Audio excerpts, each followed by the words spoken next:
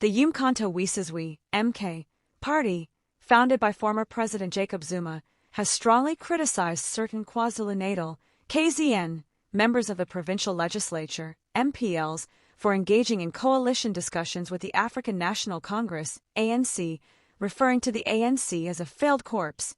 This denunciation underscores MK's firm stance against aligning with the ANC, despite both parties sharing a history rooted in the anti-apartheid struggle.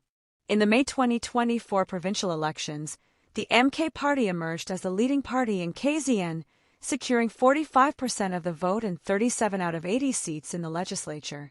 However, lacking an outright majority, MK was excluded from the governing coalition, which was formed by the Inkatha Freedom Party (IFP), ANC, Democratic Alliance (DA), and National Freedom Party (NFP), collectively holding 41 seats.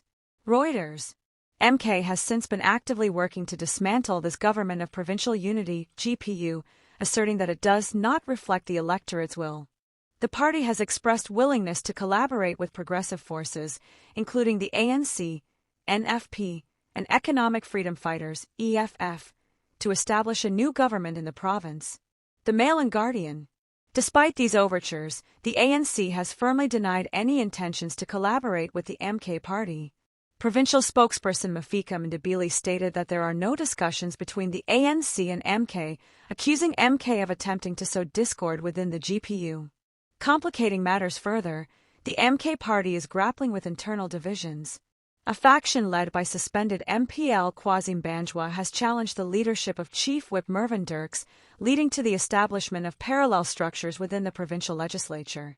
These internal conflicts have resulted in some MK members secretly supporting motions by the GPU, undermining the party's official stance. The MK party's aggressive posture towards the ANC and its internal strife highlight the volatile nature of KZN's political landscape. As the province navigates these complexities, the stability of the current coalition government remains uncertain.